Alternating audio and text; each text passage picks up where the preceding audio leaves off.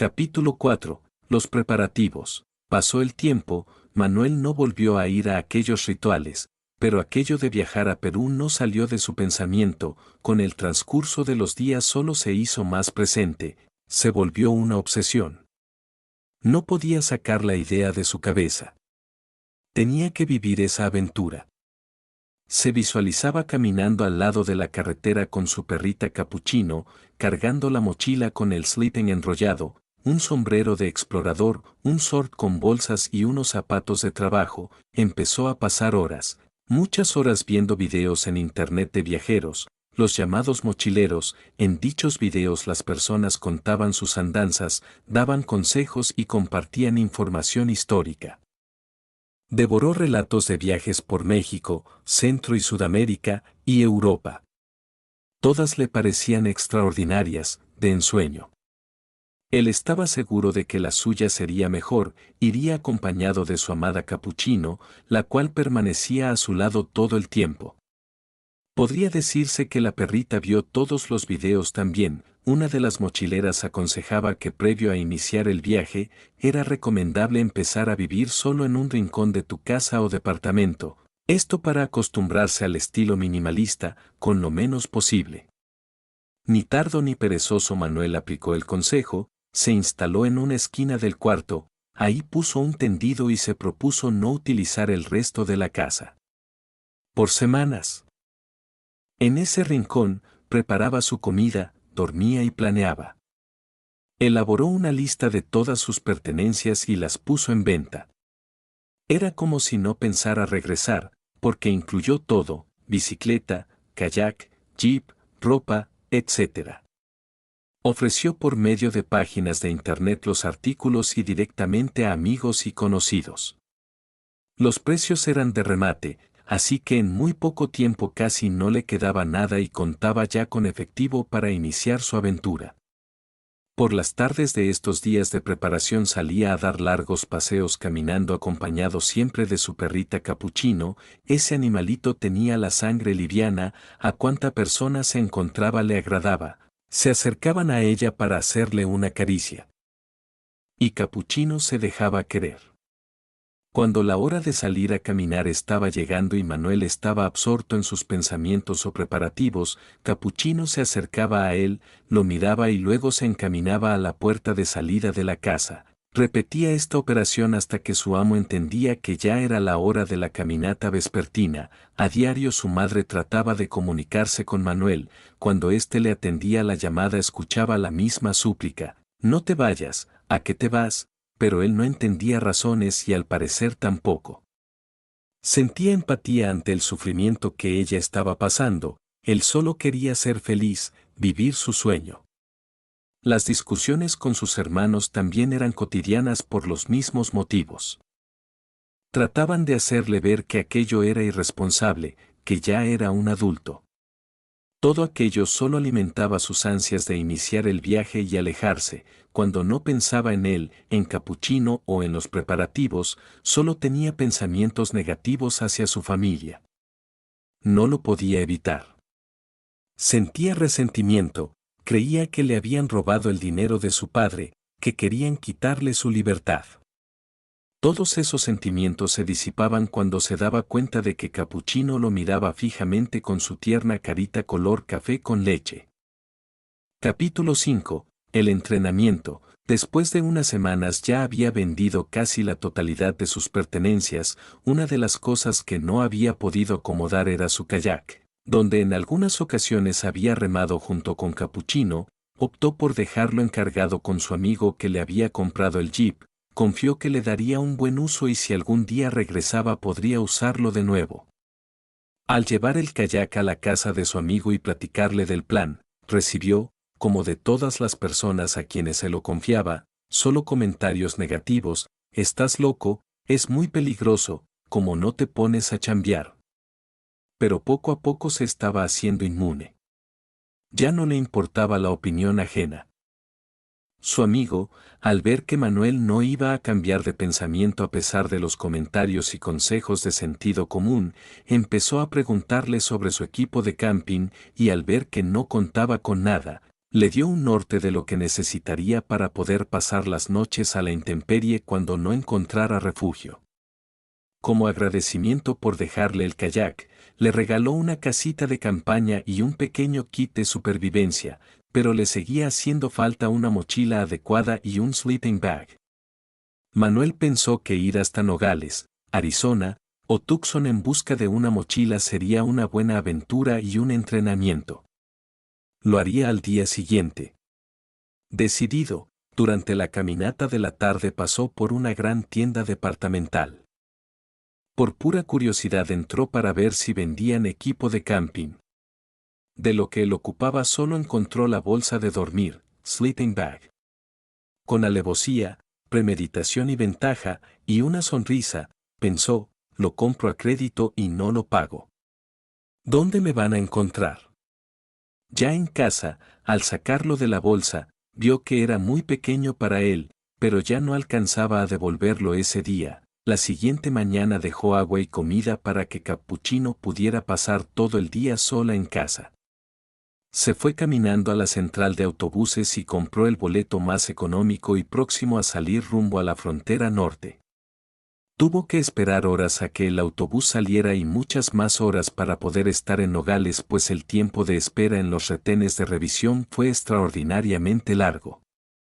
Caminó desde la central de autobuses hasta la línea fronteriza. Ya era media tarde cuando cruzó. Como quería regresar ese mismo día, descartó ir hasta Tucson y se conformó con el Walmart de Nogales, Arizona. Allí encontró lo que buscaba, una mochila grande donde cupieran sus pertenencias, incluida la casa de campaña y el sleeping bag. Al salir de la tienda ya estaba oscureciendo y sentía mucho frío. Hasta ese momento entendió que no iba preparado, apenas llevaba dinero para el pasaje de regreso, así que no podría darse el lujo de comprar ropa abrigadora. Tomó el transporte hacia la línea nuevamente y cruzó de regreso a Nogales, Sonora lo más rápido que pudo. De nuevo a caminar hacia la central de autobuses. El frío lo estaba doblegando, hacia sus cuentas, pensaba si buscar dónde pasar la noche o continuar con el retorno. Cuando no podía más con el frío llegó a una tienda la cual estaban por cerrar. Insistió que lo dejaran pasar a comprar un café, el encargado cedió y, una vez dentro, Manuel le rogó que lo dejara pasar la noche, pues sentía que se congelaría. La tienda era de atención las 24 horas, aunque por la noche solo atendían por una ventanilla. Le permitieron quedarse. Por la mañana, cuando salió el sol, aún estaba muy helado, así que permaneció dentro unas horas más. Cuando por fin se animó a continuar ya era media mañana. Se encaminó a la central de autobuses y esta vez no tuvo que esperar mucho para que uno saliera rumbo a Hermosillo. Durmió prácticamente todo el camino. Para media tarde estaba entrando a su casa donde Cappuccino saltaba de alegría por verlo nuevamente. Después de un buen descanso, se dirigió a la tienda para realizar el trámite de devolución. Al poner el sleeping sobre el mostrador, el empleado pidió el ticket. Hasta ese momento Manuel recordó que no lo traía, ni siquiera sabía dónde estaba. Le explicaron que no podían atenderlo sin el comprobante. Manuel alegó que lo había comprado hacía apenas 2 días, que era la misma marca y modelo. Sacó a flote sus dotes de abogado y discutió acaloradamente. Llegó al punto de sacar su teléfono e iniciar una transmisión en vivo para denunciar la negativa. Al final de cuentas sus exigencias no procedieron, salió furioso del lugar. Al siguiente día inició un trámite de demanda legal porque en aquella tienda no le habían hecho sentir ser parte de su vida. Capítulo 6. Despertar. Eran las 3:30 de la madrugada, Manuel daba vueltas sobre su cama improvisada en el suelo en el rincón de la recámara, Cappuccino estaba recostada a su lado, ella sí dormía. Aunque el verano aún no entraba de lleno, sentía mucho calor. Pensaba una y otra vez si debería seguir haciendo preparativos o de una vez lanzarse a la aventura, no sabía por qué razón, pero tenía mucha prisa por irse. Tal vez era para ya no tener que lidiar con su familia que le insistían que abandonara esa absurda idea. ¿Por qué ir hasta Perú? ¿Por qué irse de mochilero? nadie lo entendía, ya lo habían hartado, llevaba días, no, semanas, sintiendo que su vida se había convertido en una repetición monótona de decisiones tomadas por los demás, el trabajo. Las comidas con su madre, las pláticas vacías con gente que solo hablaba de política y del calor que hacía, de pronto sintió que era un hombre joven atrapado en la rutina de un viejo. Solo las largas caminatas de fin de semana que hacía lo sacaban de ese encierro mental. «Capuchino, ¿estás despierta?» «Ya fue suficiente», murmuró, levantándose rápidamente. Capuchino también se incorporó y ladeó la cabeza, como preguntando qué estaba pasando. Manuel se puso de pie. Caminó hasta el closet, corrió las puertas de manera intempestiva, como buscando dentro alguna respuesta. No había nada ahí, solo camisolas y pantalones de vestir para ir a trabajar a la oficina, todo lo que sentía que ya no le representaba, la formalidad y la rutina. Buscó su mochila, la mochila de viajero que hacía poco había comprado, y empezó a meter en ella solo lo indispensable: ropa interior, el poco efectivo con el que contaba, los documentos más importantes que pensaba podría necesitar, una libreta para anotaciones, una navaja multiusos, un mapa. Tomó una vieja fotografía donde él, aún niño, estaba con sus padres. La miró por unos segundos, dudó si ponerla en su mochila. Al final la dejó sobre un escritorio. «¿Lista?», preguntó. Capuchino movió la cola una sola vez, como afirmando. Antes de salir, escribió una nota corta para su madre. No explicaba mucho, solo decía: «Estoy bien. No me busquen». Al salir de casa, la oscuridad empezaba a ceder a la luz, el cielo se tornaba color lavanda. Con los primeros rayos del sol, la pareja empezó a caminar por las avenidas de la ciudad con rumbo al sur. Poco a poco fueron saliendo de aquella jaula invisible en la que mentalmente estaba encerrado.